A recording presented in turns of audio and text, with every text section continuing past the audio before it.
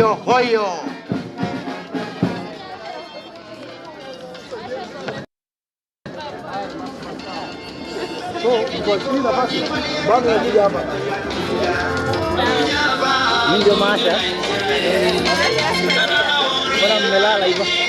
Sasa tutakuwa na national anthem tukiongozwa na prison national anthem.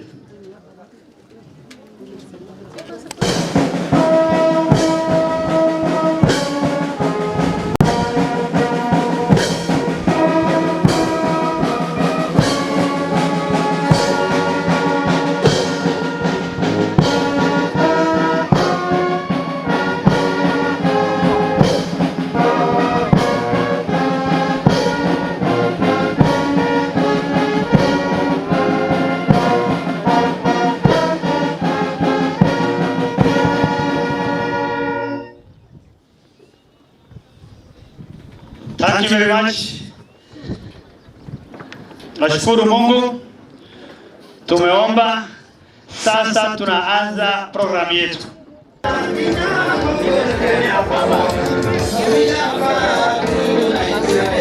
Prison band, tensi ndio ya prison band.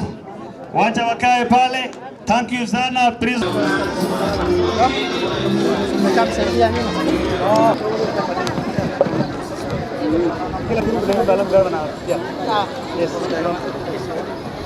All the traditional dancers wakuja pande hii. Launch ya Nawiri. Nawiri launch inaanza. Nawiri, kwa hivyo tunaanza na prayer kwanza. Tunaanza na Moraya na Father Stephen watutongoza kwa maombi.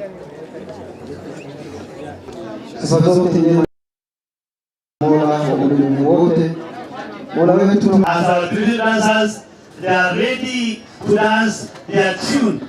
Yes. His Excellency the Governor, the USA Mission, the President and Mission Director, plus their team to come forward and pass through our culture.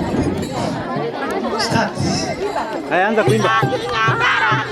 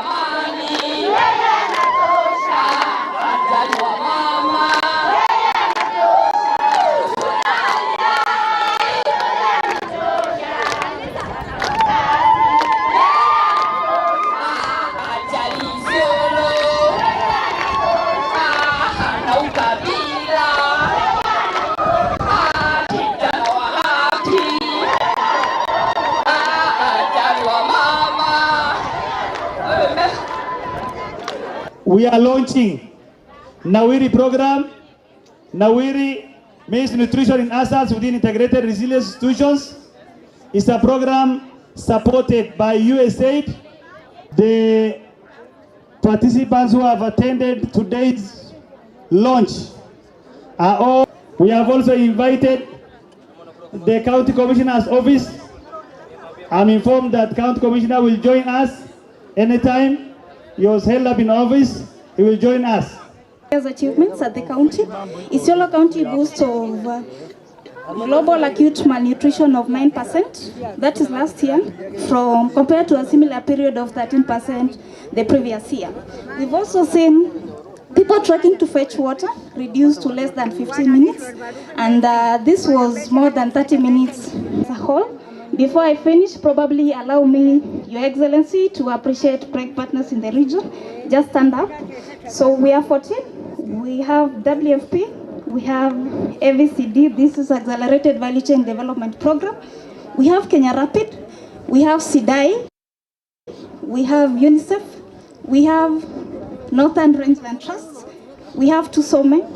We have Niwetu. We have Livestock Market Systems. We have Nawiri. We have National Drought Management Authority that really brings these partners together. So we say Asante Sana and feel highly welcome to the county. Thank you.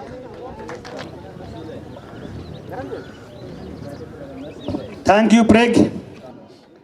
From Chamber of Commerce. Karibu sana. Poverty. Your Excellency, there are issues which we need. And time is money, and it's going to fight poverty. And the only way we can elevate poverty is to make sure we put a lot of hard work. And what is in return? Success. It's like an industry, you put hard work, and in return you get success. You're run by competent, qualified in business, because people have ideas, but they cannot put those things in writing so that they can access credit line from the banks, from institutions which have got money to give them. So I want your government to open an office, a special office, through the USAID support, or through other NGOs. There are a lot of money floating here, but how do we access? Because I know one time somebody wanted to borrow money, get money from Regal AG. It took 3 years until he became broke by the time he was given that money. Broke, literally. How can you do business like that?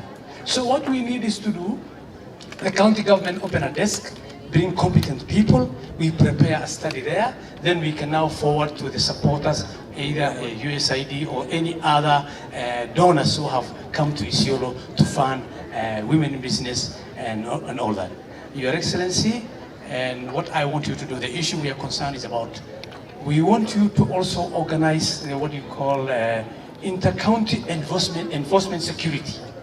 Currently, there are people with the documents and people are going into their land with a title. You have a title and goons are now coming in to make sure that they take your land. And you have a document from 1970s. So we want inter-county enforcement of all security organs.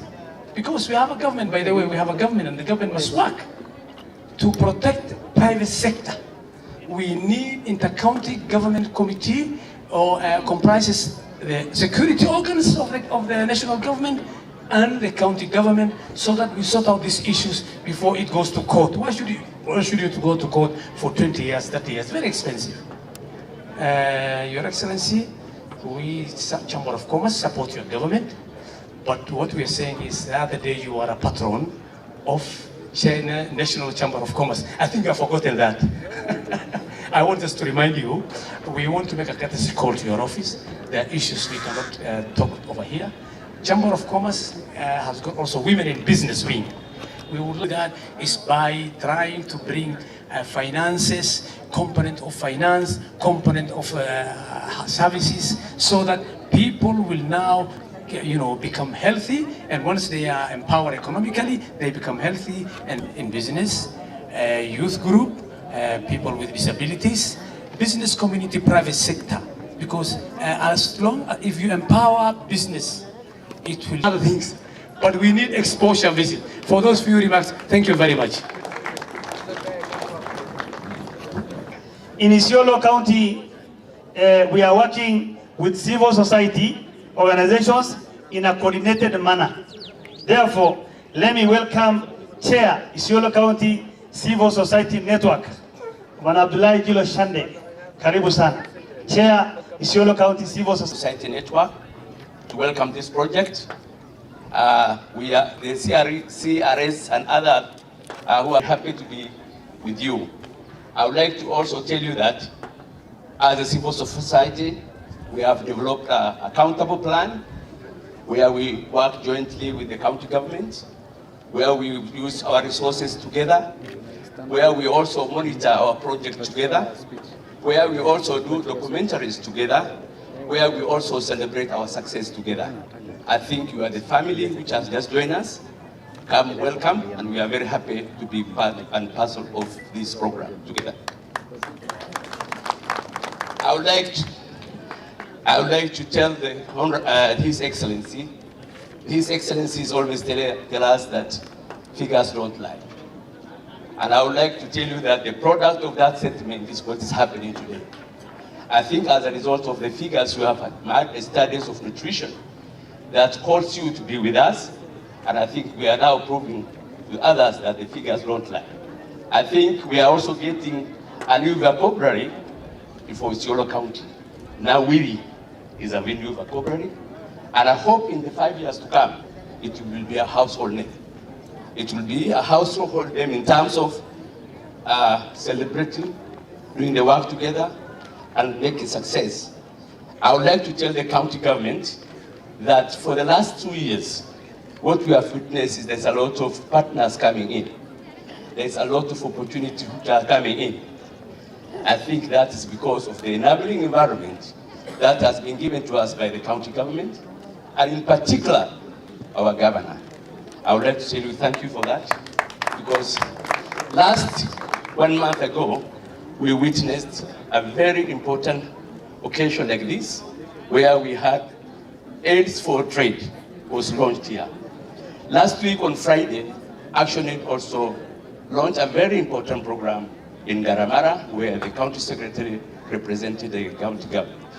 I know very well EU has already signed an agreement in a way that they are also coming in with a big project. That will make a difference. I would like to tell American friends, we are with you, we'll support you. We are going to implement and work with you into journey to self-reliance. Count on us, and we'll be with you all the time. With that few remarks, I will say thank you very much for giving me the opportunity to welcome you and to welcome others. Thank you, Your Honorable Governor of Isiolo, to our colleagues from USAID and other representatives from the county government, to all of our visitors gathered today, welcome. Thank you for this opportunity. What a wonderful celebration we've had today. I've attended many different activities where we launch a project, but never have I participated in a procession. So thank you, Governor, for that opportunity today, and for the wonderful representation of the many different cultures here in Isiolo County. Very beautiful to see them express their traditions and their cultures here with us this morning. So Nawiri has set out a very ambitious goal, and that is to sustainably reduce the acute malnutrition in Isiolo County. We have assembled a very strong team. We have worked together now for many months with good collaboration from the county government as well. But now the real work will begin, and we are appealing for the continued assistance, continued support of the county government, and then of the communities where we will be working as well. We have a lot of knowledge on our team, a lot of experience on our team, but we need to contextualize that. We need to make sure that it's the right approach for Isiolo County so that we can achieve our goal together.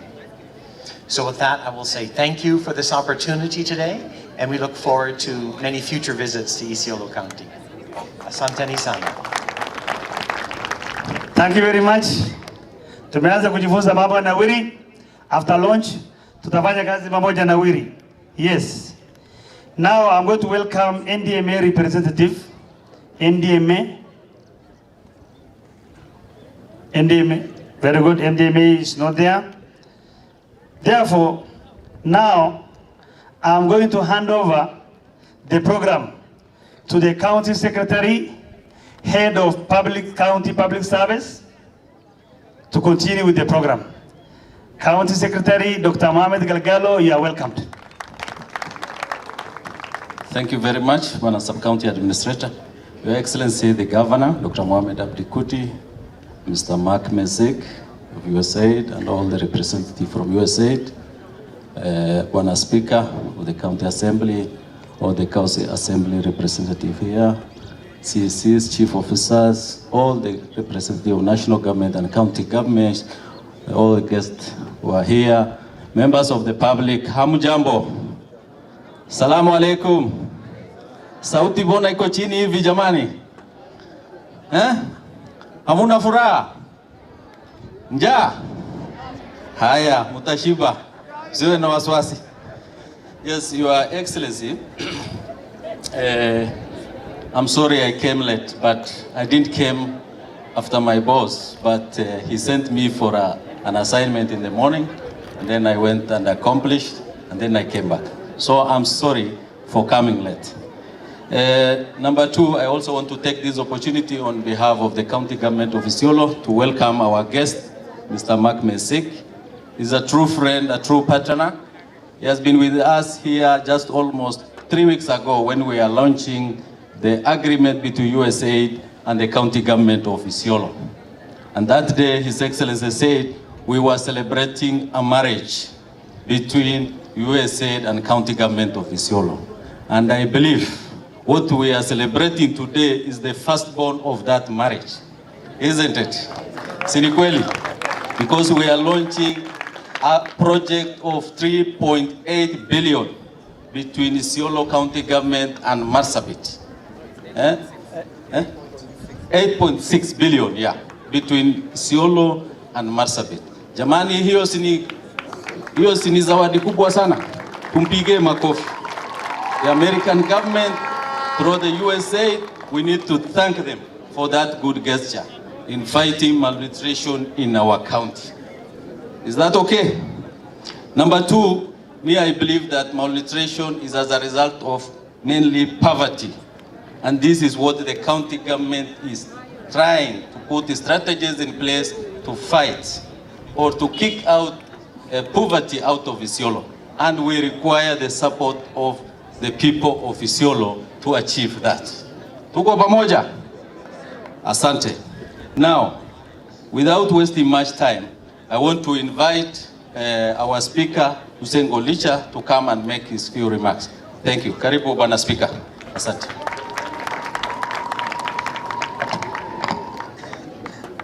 His Excellency, the Governor, the USAID team led by Mr. Mark Masik, all other protocols observed.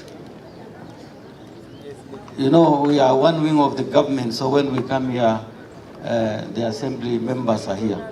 I like the assembly members who are here to come up here to say a few words.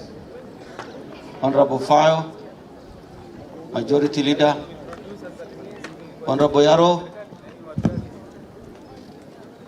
Honorable Faria. Let me invite Majority Leader to say one or two words. Thank you, Mr. Speaker. Our Governor, Dr. Abdikuti, the guests from USAID, members of the County Assembly, members, the previous leaders of this county, including the first speaker, members from the sectors of the government, mabibi na bwana, assalamu alaikum. Thank you, Mr. Speaker, kunipea nafasi. I want to have my contribution na ni kidogo sana. I urge the USAID through this program to look into the livelihoods of our communities, give it support. Our people are pastoral. We rely on livestock rearing, livestock farming, and we need marketing for this because we know the acute malnutrition is out of poverty, and if we are empowered through the resources that we have, then we can overcome it. The other parts of this county are farmers, people from Kina, people from Rapsu. They do farming and they need market to their produce. Empowerment of the rural-based, CBOs, that is community-based organization, is another way that you can look into.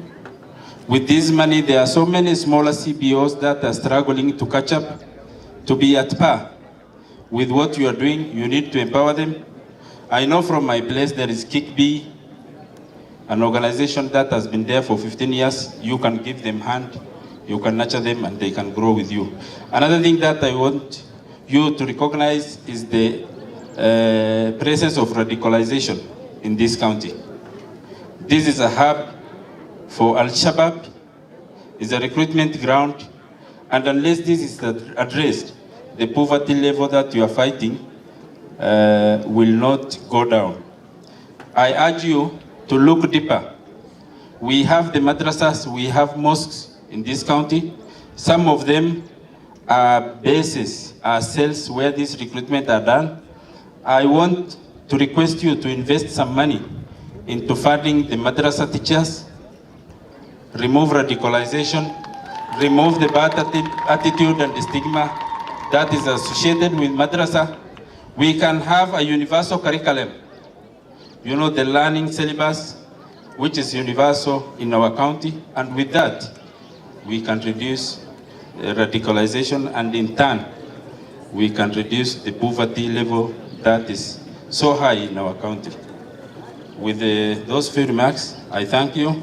Welcome to Isiolo. Feel at home. I'm sure you're already at home with us. Let's do more. Today you gave us 8.6. I look forward to another time like this when we can talk of the results of this 8.6 and we can go into more. Maybe pump more money with us. This being the pilot, let's do more together. You are always welcome. Thank you. Thank you, Majority Leader. You can wave wherever you are. Honorable Edie and Honorable Dega. Thank you. I think I'll restart again. His Excellency the Governor and wananchi hamjambo. Mine is, you know, I am heading a house which has a very good record of doing development work with the executive. This morning we have done one of our duties of the Basa again. This morning we have just passed a very special policy. By 10:30 a.m. we have passed a risk management. And I'd like to thank the public who have given input in that document, talking about how we are going to manage the disaster risk in our county. If I went through this document today, and I also looked at it deeply in terms of financial management and financial requirement, what I found out is that Kenya is so diverse that the need of a region, the needs of regions are totally different. Totally different. Then I took some time and looked at the Constitution, the Public Finance Act, and other relevant statutes, Auditor General's report, and how auditings are done. Then what I said, if we implement the disaster risk management, we'll definitely be at loggerhead with the systems, financial systems of the country, because it is not in line with our requirement. We are a nomadic community heavily investing in the social structure rather than the government structure. So because of that, what I said, if we are going to implement some of these projects, we are going to be at loggerhead with the government because our system is totally different. Right now, as a county, we have been faced with by a series of disasters. And the one which is at hand now is the locust. There is nowhere in a financial system where the county has response to such disaster. It does not allow. It requires for you, the entire procurement process for you to achieve anything takes 30 days. And it's a disaster. Why I'm saying this is USAID, at times when you see reports that probably our financial system are not good, for us it is good. For those people who believe in other ways of financial system is not good. So when you hear any one of the things that USAID is looking at is the ownership of donor funding and accountability and the transparency of the government. While we do everything humanly possible to achieve that, the system, our social system structure is a little difficult. So we may probably sometimes see those who want to spread lies can say that we are not managing our finances very well. And we assure you as an assembly that the financial system, the money we are going to get from the donors will be utilized as is in the book. That's what we shall assure you. The other issue I'm looking at is the issue of the integration of the USAID program. I know you are doing good work, from supporting conservancy, health sector, in security, a lot of those issues. We really appreciate all this. However, we want you to understand this region completely different from the rest. And I'm sure you are investing in a number of projects. And we'd like you to go deep into the villages and see exactly the challenges which are there. So part of this is to hold such program in real villages, So the donors which are working with you, the civil society which are working with you here, must move from this town deep into the villages where actually these challenges, the nutritional related challenges are. And when I ask them why they are not going, they are saying the financial system, even yours, cannot support them. There is no bank outside 10 kilometers from down here where the Wananchi lives. There's no single bank. If your system works through banks, then all the money remains here. These are some of the areas you have to look into so that those finances can reach the poor at that level. I mean, the workshops, whatever training, they should not be brought here, but the work should be devolved to where the Wananchi are. These are areas that we want to look into. The other issue is for the civil society. You know, poverty is one of the most humiliating things. And in this county, we have achieved one thing. We have given everyone freedom to say what you want. 100% freedom. Freedom is the noblest and the deepest aspiration of any human being. And I like civil society to take this positively. When we get some of these projects, you just don't write at night negatively about how county is eating that money, but you must also say what the county is doing on the long run. So it is, and I think in this program they can also support diverse civil societies. And I allow the civil society group to take that initiative and work with USAID programs so that the issues of governance, issues of transparency is also, you will be supported in those programs as well. I think with those few remarks, I'll now hand over mic to County Secretary. Asante. Thank you, Mr. Speaker. Hiyo makofi haijatosha jamani, mpigie makofi. Thank you. Thank you, Mr. Speaker. As he has assured us that we make sure that the fund from the USAID is properly utilized.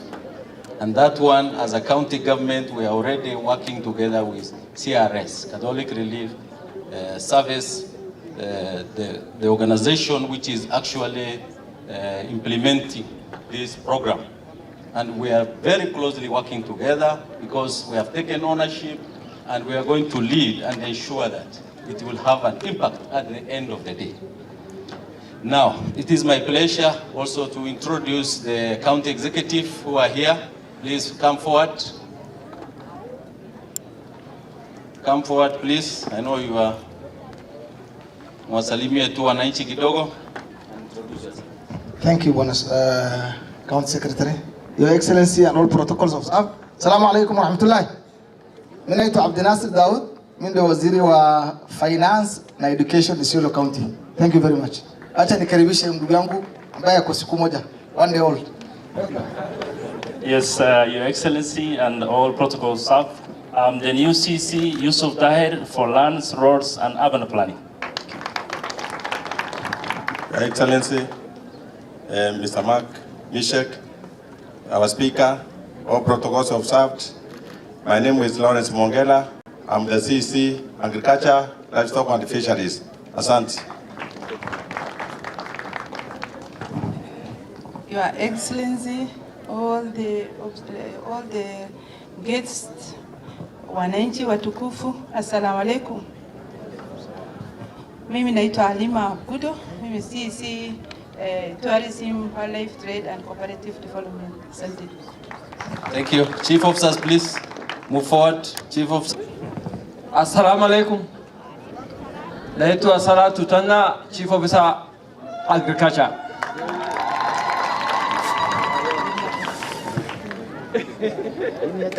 Your Excellency, all protocol observed. Assalamu alaikum. Kwa majina naitwa Benjamin Lopetet, County Chief Officer of Livestock and Fisheries. Your Excellency the Governor, all protocol observed, wananchi. Assalamu alaikum. Kwa jina naitwa Mustafa Guntulo Wachu, Chief Officer, Public Service Management and County Administration. Your Excellency, our guests, all protocols observed. Wananchi, assalamu alaikum. Kwa majina naitwa Philip Mambilisa Lenayasa, County Chief Officer, Culture, Gender and Social Services. Assalamu alaikum. Naitwa Kabali Hussein, Chief Officer, Roads and Infrastructure.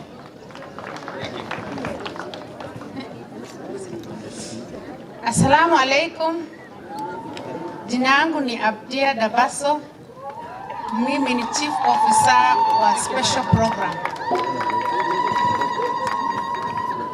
Your Excellency, all protocols observed. Assalamu alaikum.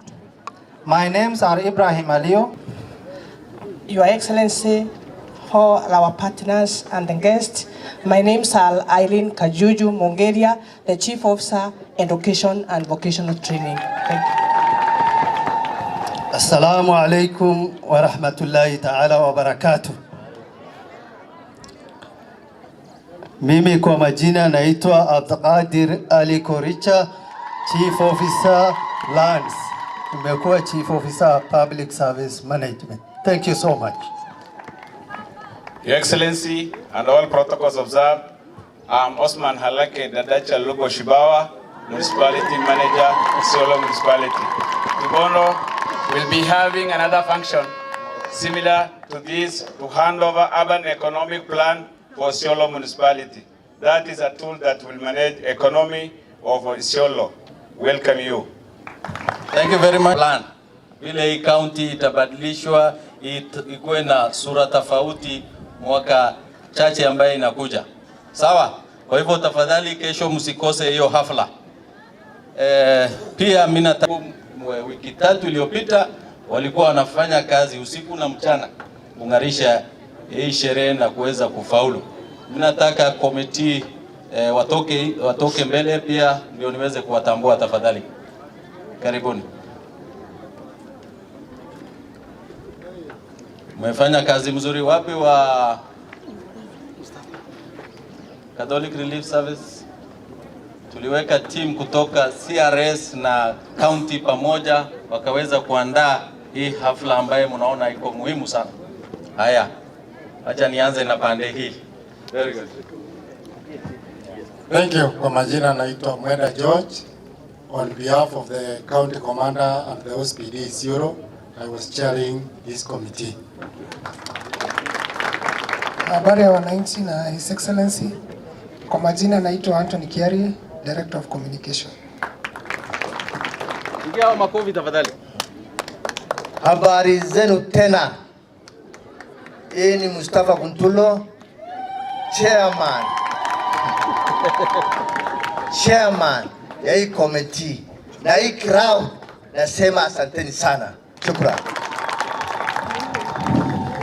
Assalamu alaikum. Kwa majina naitwa Ali Godana Wako. Ni member ya hii committee, Acting County Director of Administration. Thank you. Assalamu alaikum.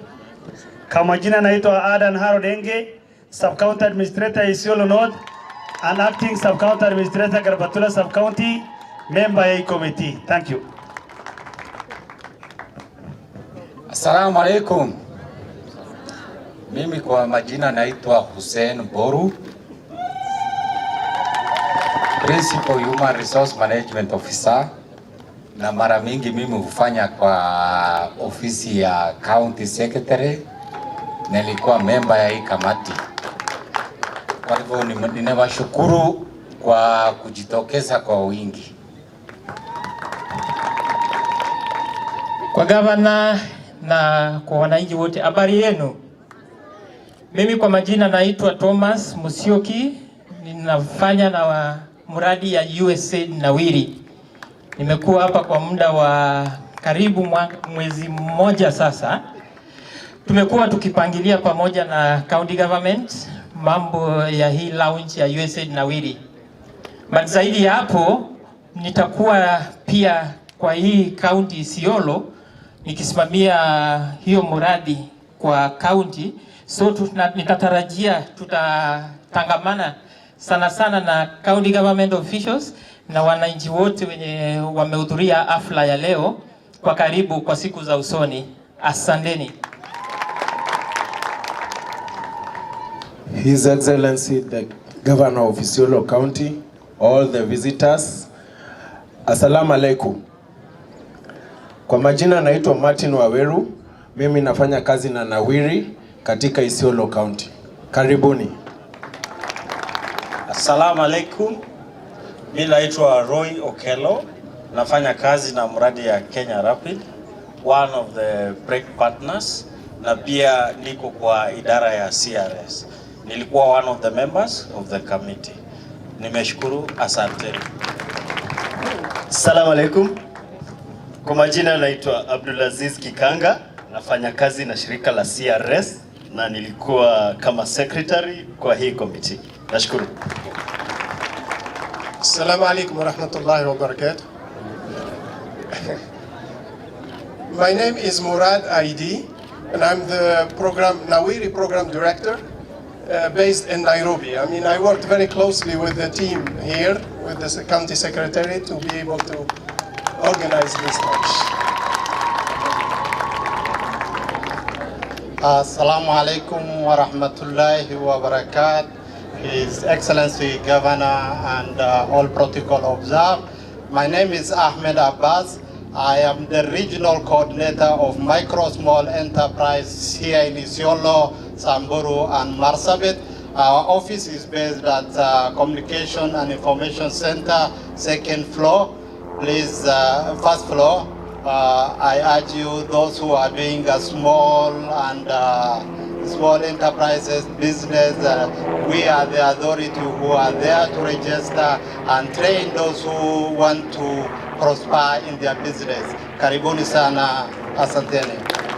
Thank you. Wale mnataka kuregister biashara ndogo ndogo, kwa hivyo iko regional office hapa imefunguliwa juzi, tafadhali wasiliana nawa. Asante. Now, it's my pleasure to invite devolution representative, Department of Devolution, not here. Then Office of the County Commissioner, Bwana Deputy County Commissioner, please welcome. Your Excellency, the Governor, Your Excellency, the Governor, Speaker of the Isiolo County Assembly, County Secretary, MCS present, the team from USAID, the team from CRS, wananchi, assalamu alaikum. Let me take this opportunity to welcome our donors. This is a very important day and it's a blessing from Allah. So we must thank Allah for this important day. Secondly, I want to thank the donors for identifying Isiolo County as a beneficiary of this project. Tunasema asante. Thirdly, I want to assure our donors that Isiolo County is safe. In terms of security, Isiolo County is safe. And I am reporting that you do not fear, you should not fear. Incidences, we have very few incidents, isolated cases. But Isiolo, in terms of security, has improved. And that is from Allah. So lazima tujue kwamba tusiwe na hofu. Tusiwe na hofu. Let's not scare our donors. We should not scare our donors. In fact, Isiolo is one of the few counties where security is almost 90%. Sindio wananchi? If I can read to you some of the incidences for the last 6 months, mtashangaa. You know Isiolo town is cosmopolitan. Is an urban center. Na incidents ambayo inatoka imeripotiwa ni chache sana. So mnajua kwamba Isiolo imeprove. Ama sivyo wananchi? Si tunatembea usiku? Si ndivyo? Kwa hivyo mambo ya security iko shwari. There are few isolated cases. Lakini tunasema asante kwa Mungu na tunajaribu, na mnajua kwamba mambo ya security si kazi ya mtu mmoja. Mambo ya security ni 50-50. Wananchi 50, serikali 50. So mkifanya yenu ya 50, sisi yetu ya 50 iko tayari na tunafanya. On the issue of Al-Shabaab, ingawa inasemekana hapa area yetu ni recruiting center, nafikiri vile mliona, we have stepped up, na I can report that mambo ya Al-Shabaab hapa imeenda chini kabisa. Sindio? Na mambo ya drugs, mnajua tunafuata mambo ya drugs. Na juzi mlisikia kitu ambayo ilifanyika huko Merti. Kazi ambayo imefanyika, mnajua. Na tunafuata wale drug barons. Na nyinyi mtusaidie mambo ya hawa watu ambao wanafanya hii biashara ya drugs. Wale ambao wanaharibika ni watoto wetu. Please volunteer information on drug traffickers, ili tukomesha hii maneno ya drugs. Kwa hivyo nasema ya kwamba our donors, please don't fear. Isiolo is very safe. As national government, we are in support of this program. We are ready. We will support it, and we will ensure that this program succeeds. It's a surety. So, Your Excellency, we are ready.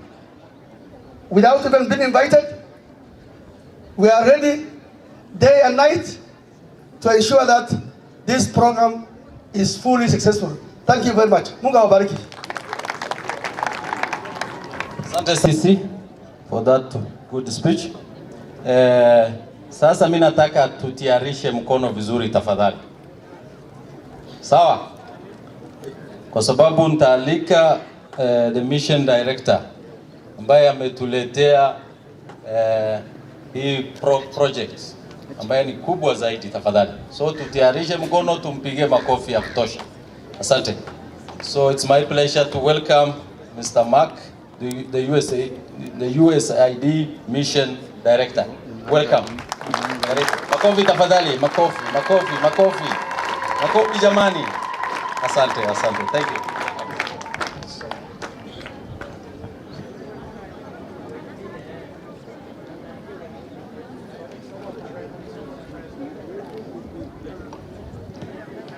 Salaam alaikum. Mambo. Zuri sana.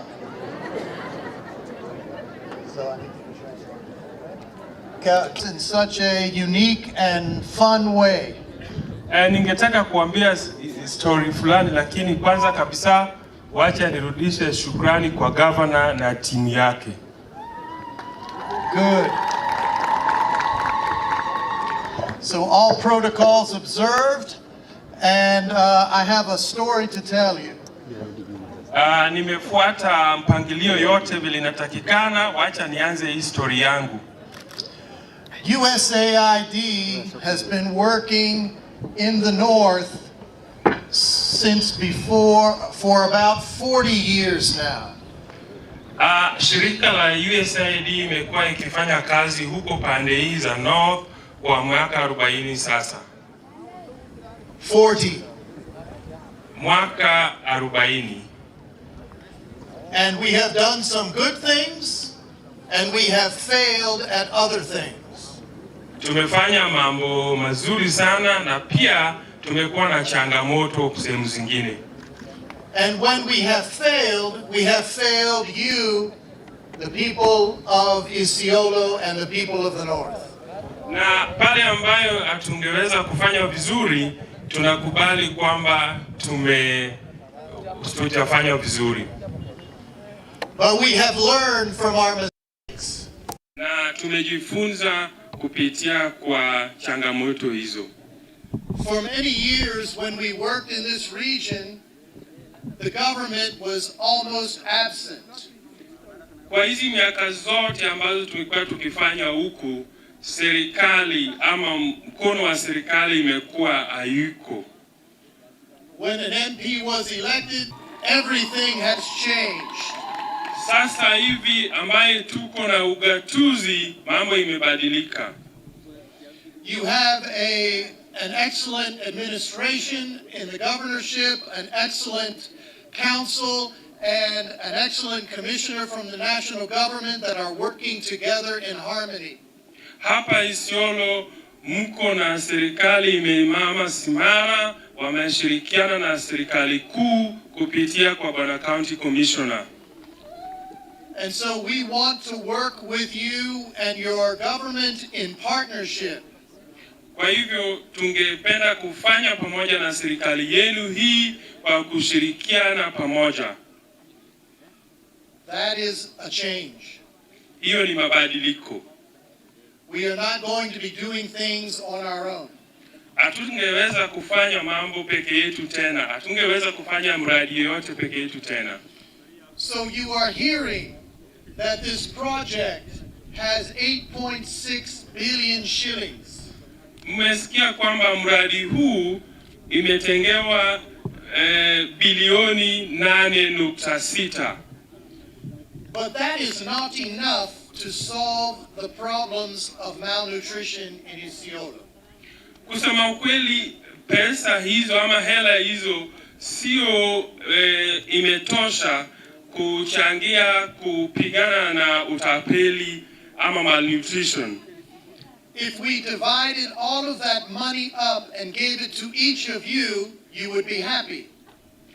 Tukichukua hiyo pesa bilioni 8.6 na tugawane kila mtu, je, mtafurahia? But the happiness would not last long. Hata kama mtakuwa happy kweli, hiyo furaha haitadumu. Because all the money would be spent. Sababu pesa zote zitakuwa zinatumika.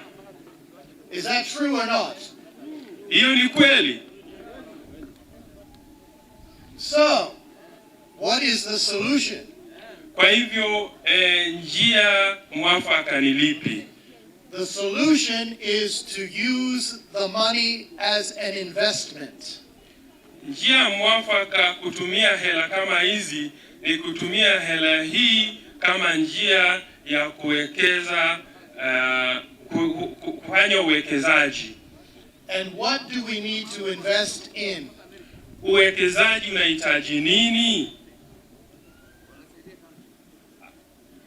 Do you know? Mnajua? Uwekezaji tutahitaji nini, mnajua? We need to invest in you. Tutahitaji kufanya ama kufanya uwekezaji kwa nyinyi watu wa community. Because the causes of malnutrition are lack of access to finance, lack of access to education, lack of access to healthcare. Kweli kukosa lishe bora ama hii shida tunaita malnutrition inaletwa na ukosefu wa mambo ya maji, ukosefu wa mambo ya afya, ukosefu wa miundo msingi. But we cannot just come to your house and tell you what you need to change. Na hatuwezi kuja kwa mlango yenu tuwaambie je mbadilishe hii, mbadilishe hii. We must work together to determine what needs to change. Lazima tufanye kazi bako kwa bako na nyinyi tujue ni nini tutabadilisha. Are you with me? Mko na mimi ni kweli? Okay. So, what is the principle that we need to be successful? Je, ni mkakati gani tutafuata ili tufaulu? What we need to make sure with this project is that it is community owned, community led, and community managed. Kile ambacho inatakikana kwa mradi huu ni kwamba imemilikiwa na community, inafanyiwa kazi na community, na kila kitu inamilikiwa na community. Because the only way to solve acute malnutrition is one child at a time.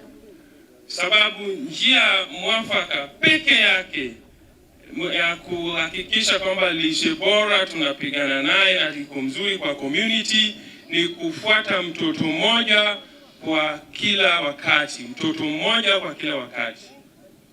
One family at a time. Familia moja kwa wakati mmoja.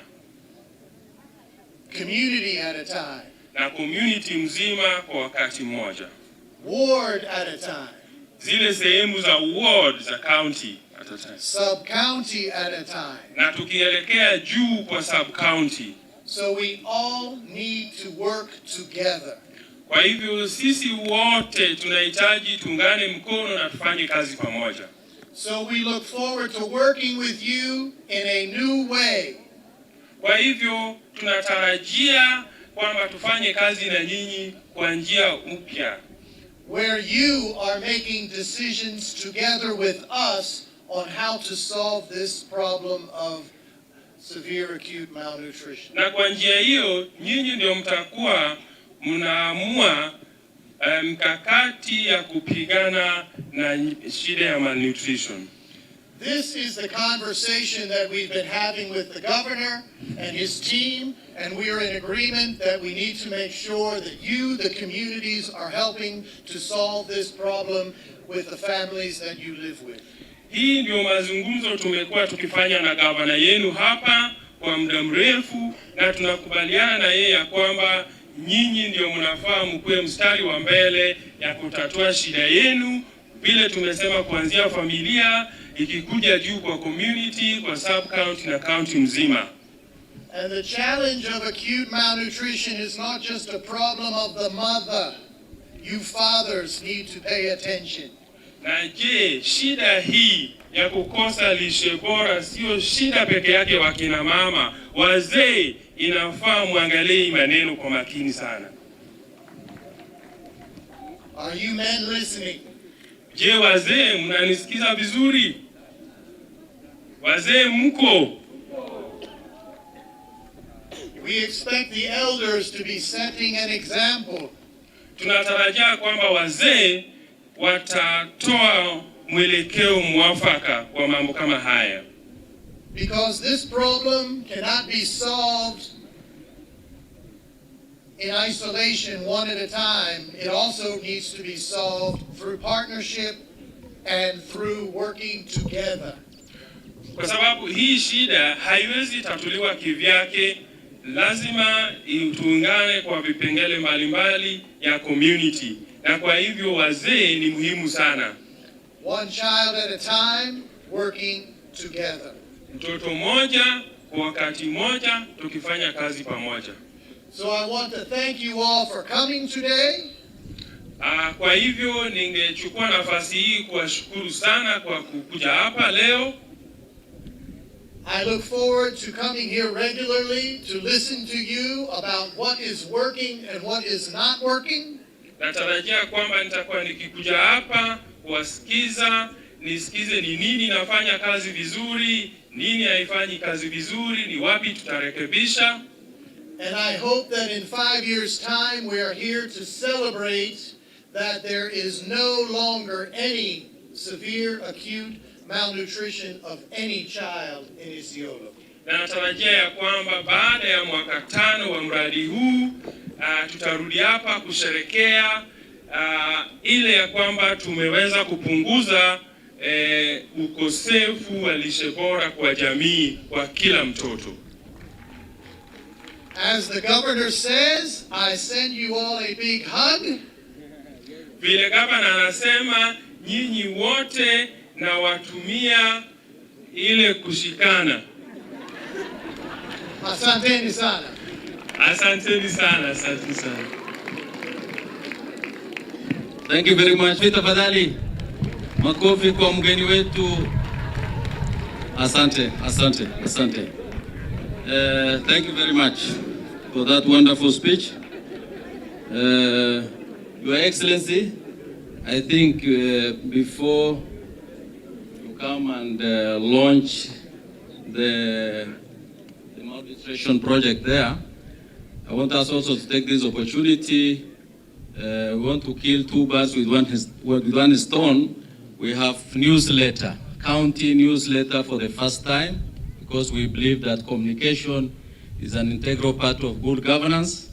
We want the public to know what we are doing as a government. Therefore, Your Excellency, with your permission, I want you to also launch this newsletter, county newsletter. Karibu, Your Excellency. Nafikiri mumesikia sasa tumeanzisha gazeti rasmi ya kaunti ya Isiolo, ili badala ya maneno ya idhaa muweze kupata maneno kamili kutoka gazeti kamili ya kaunti. Ama namna gani? Kwa sababu propaganda imekuwa mingi, musikie kutoka kwetu, ili wakati mnaelezwa kitu muende mununue ama mupewe. Ni ya kununua ama ni ya free? Oh, nisije nikaanza kukuta ni free. Kwa hivyo mnaweza, inatoka kwa siku ngapi? Wiki? Quarterly. Yani kila baada ya miezi mitatu gazeti itatoka, ili iseme serikali ya kaunti ya Isiolo imefanya kazi gani kwa hii miezi 3 iliyopita. Kwa hivyo nataka kushukuru communication department, na I don't know how to launch it, but wapi speaker? Wacha nipatie speaker kama dalili ya kusema sasa we launch the Resort City newsletter. Inaitwa The Resort City. Kwa hivyo a newsletter of the county government of Isiolo. Hiyo ndio leo tuna launch, na bwana speaker, wewe ndio wa kwanza kupata information ya miezi 3 iliyopita. Asante sana. Very good.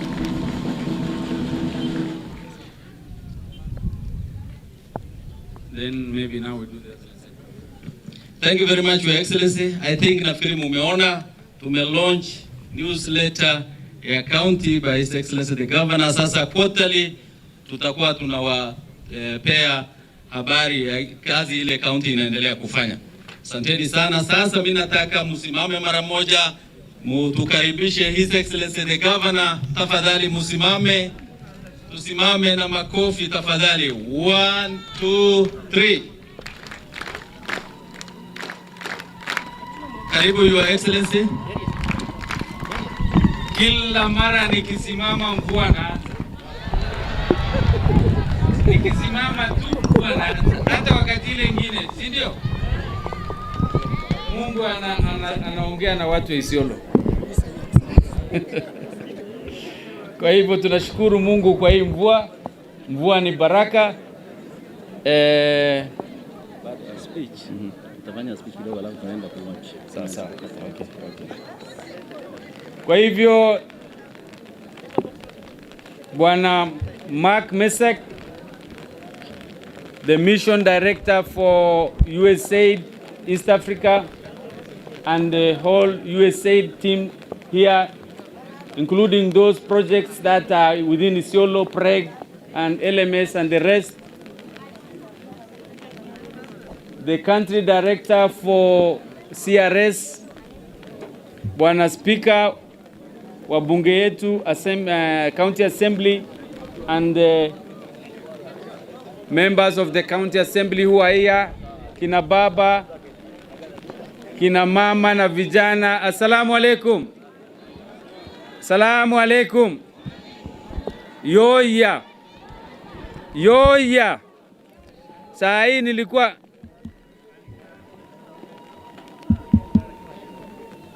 mumesikia Mark akisema, nafikiri ni mvua, vitu mbili inatendeka wakati mimi nasimama, mvua na speaker kupotea. Kwa hivyo mimi nikisema yoya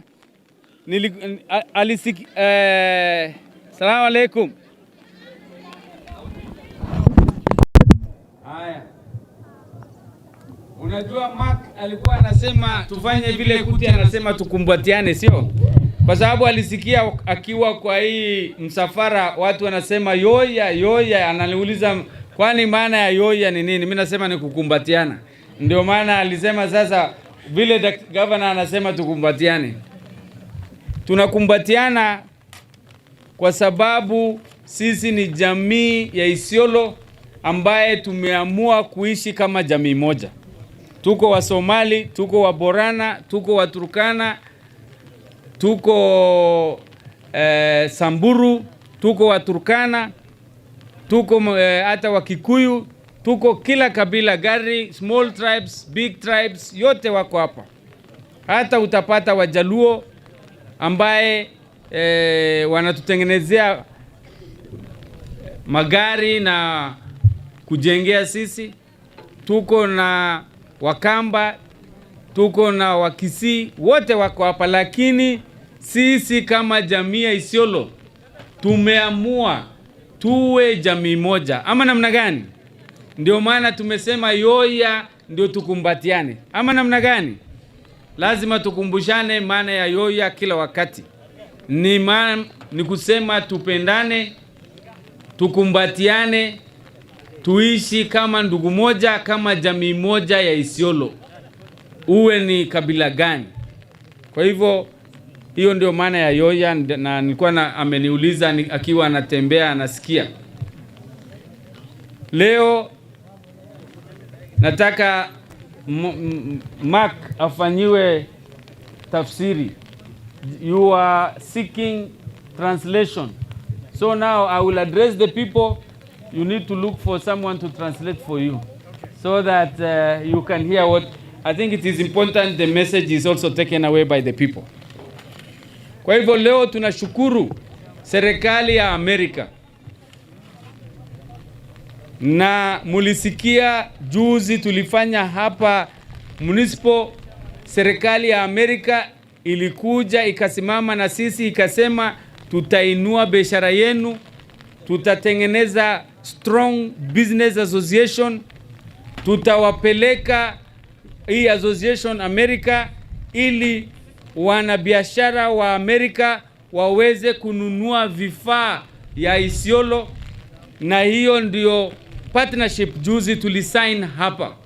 Haijapita mwezi moja, leo tena Amerika imerudi Isiolo, na wanasema tunataka kuinua jamii, tuondoe umaskini na tutoe ukosaji wa lishe bora, ile inaitwa acute malnutrition. Wameangalia, wameona watoto wetu ni wembamba, watoto wetu ratili yao ni kidogo. Kwa hivyo wamekuja na bilioni, sio milioni, bilioni 8.6 ambaye itatumika kwa miaka 5 hapa Isiolo na Marsabit. Jameni, si tunashukuru, si ndio? Nataka tuwapigie makofi ili Mark akirudi apigie simu Donald Trump, aambie watu wa Isiolo wamefurahi msaada ya wa Amerika. Nataka tuwapige makofi. Moja.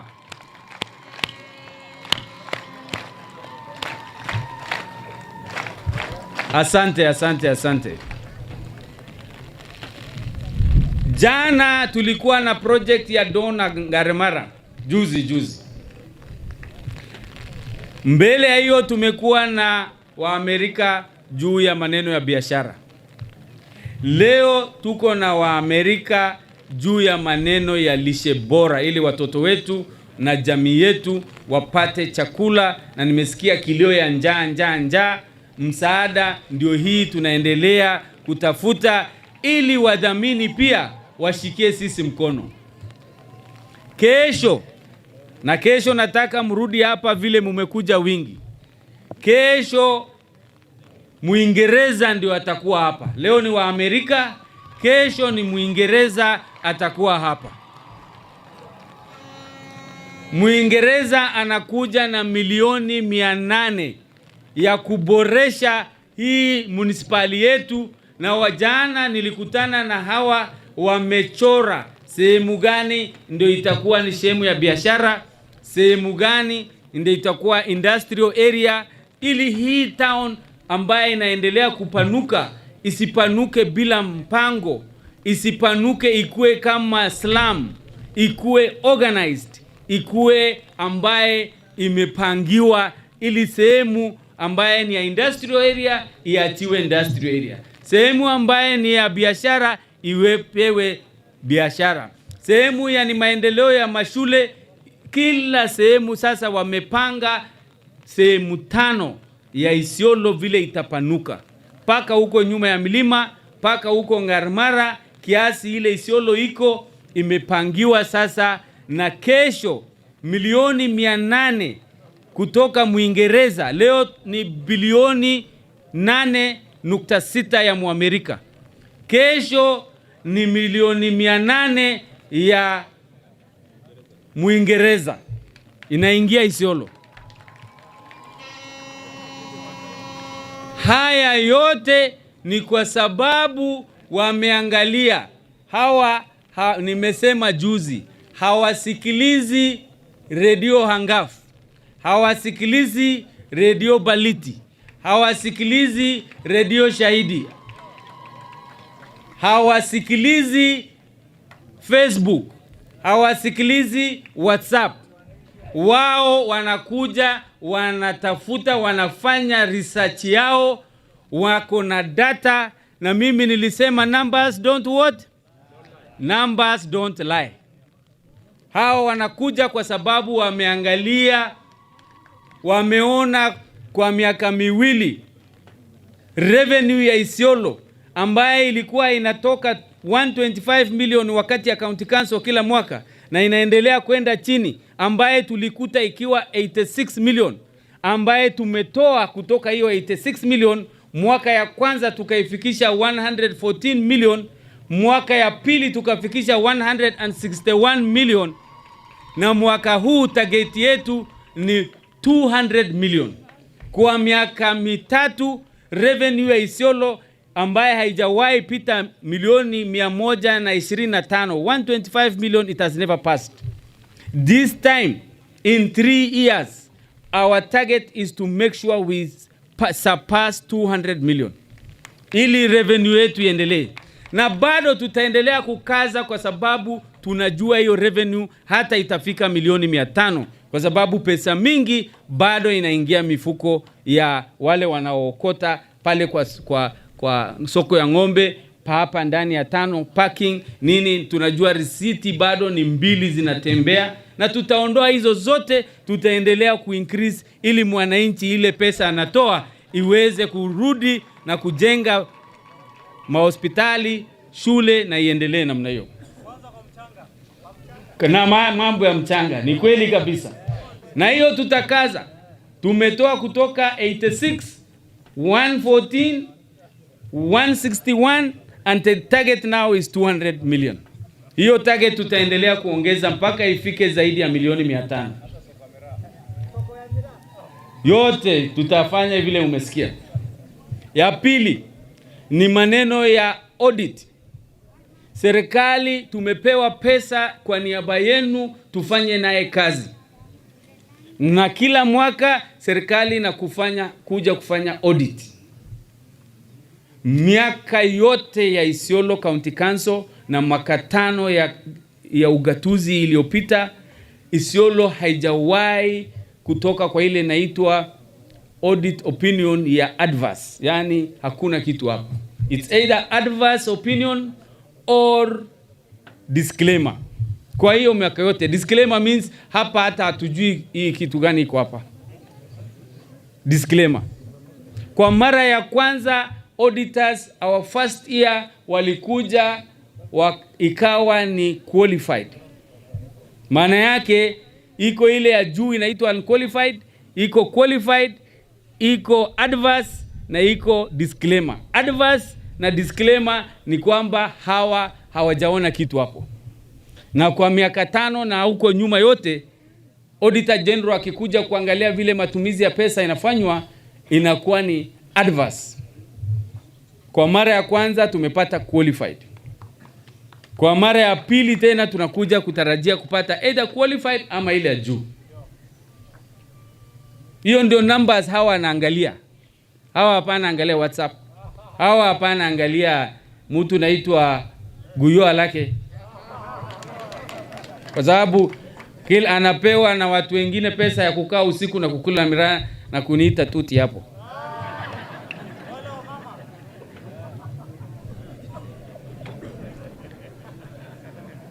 Ndio maana Muamerika anakuja hapa kwa sababu jana tulikuwa tunafanya mpangilio ya budget, mwanzo ya budget.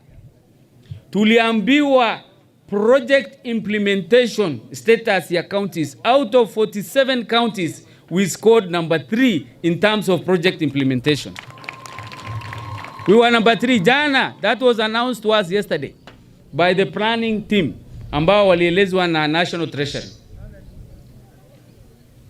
Ndio maana Muamerika anakuja kutafuta Isiolo, ndio maana Muingereza anakuja kutafuta Isiolo, na EU ndio tulilaunch juzi hapa.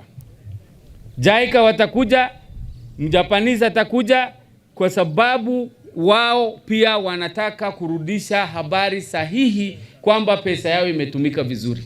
Hawawezi kuweka pesa mahali ambao pesa already haitumiki vizuri. Ripoti ni mbaya. Sasa turudi kwa project hii ya leo.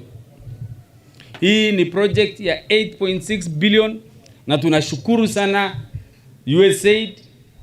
Tunashukuru serikali ya Amerika kwa kufikiria hali ya malisho ya jamii yetu. Sisi tunataka kuwahakikishia ya kwamba tutatunza tukiwa tumefanya kazi na Catholic Relief Service ili kazi hiyo ifanyike, na baada ya miaka 5 tuwe tumesema tumemaliza shida ya malnutrition katika county ya Isiolo. We want to work towards that goal, 0 malnutrition, so that the acute malnutrition will have been eradicated. Lakini hii inataka mpangilio ambaye sisi kama jamii pia lazima muwe accountable. Munaangalia hii kazi, watu wanakuja kufanya kazi sahihi huko mashinani ama hakuna kitu naendelea. Nyinyi pia muwe majo yetu, kwa sababu wakati ya zamani ya NGOs kuja ndani ya vijiji yetu na kuandika ripoti kidogo kidogo na kurudi na kumaliza pesa huko juu, hiyo wakati imepita.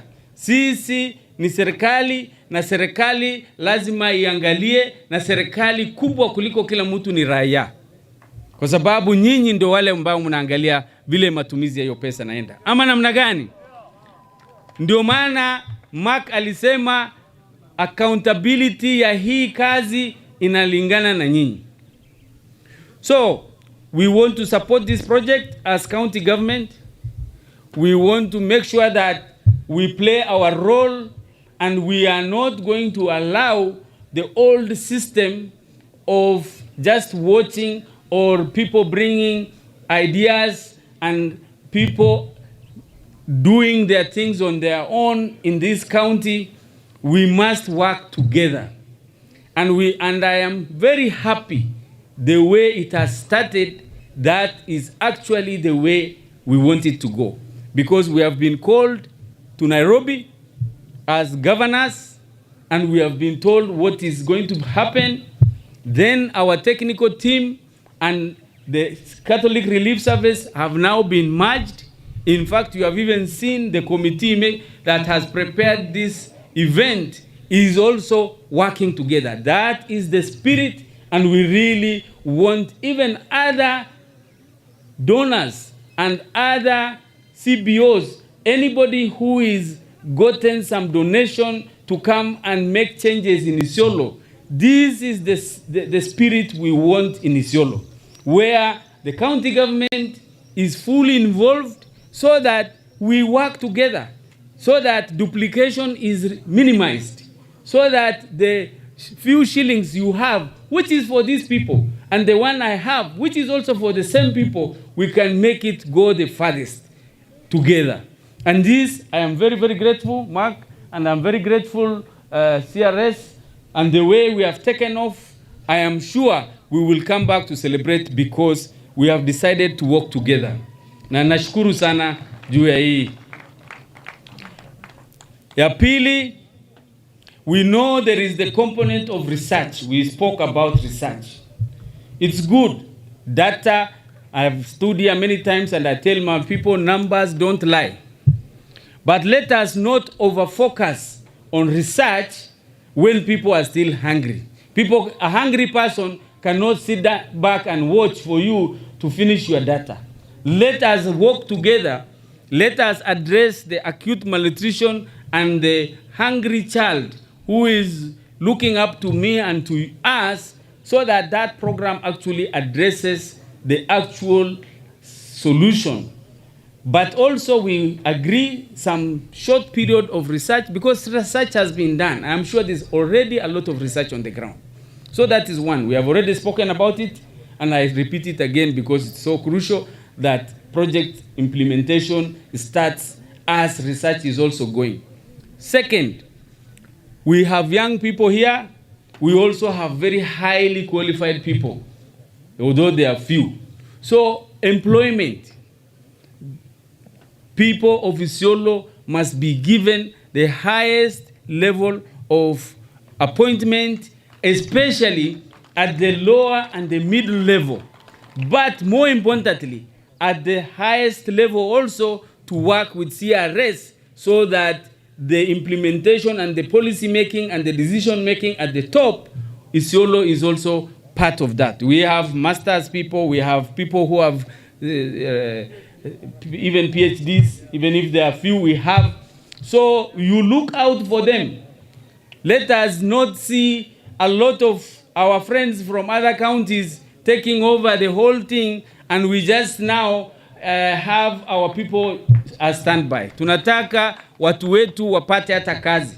Lower the people who are doing research. If you need university students, we have them in the university. Let them be the ones to go and collect the data. If you want nutritionists to be part of this, we have nutritionists. So employment, also please consider our people of Isiolo. Then the other thing is we have to have regular,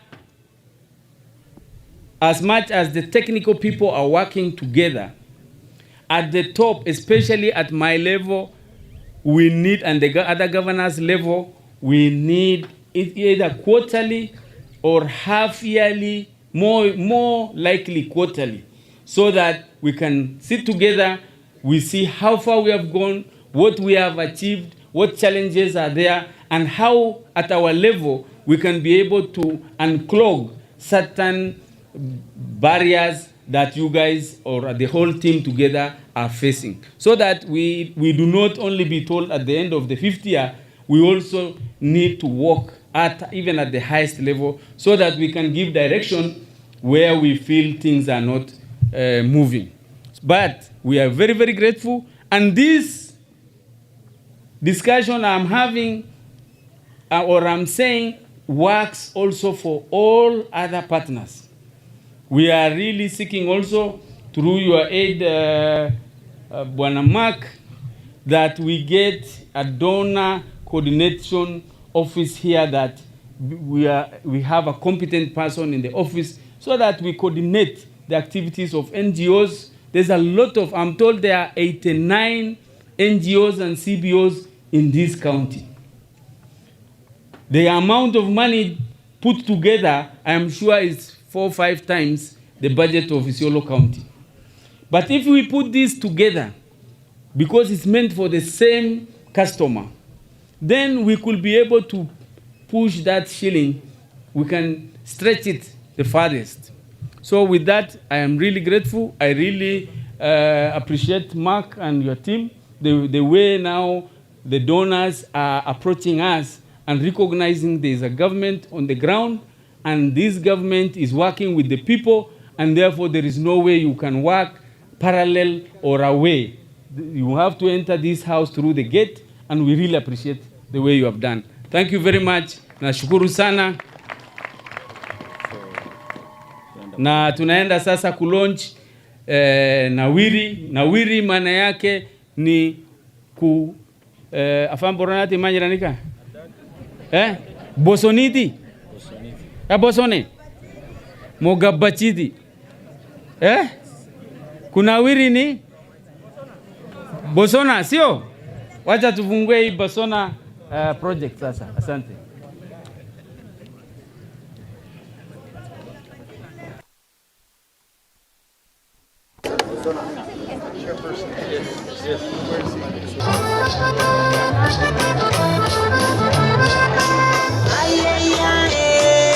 Isiolo ni kutaka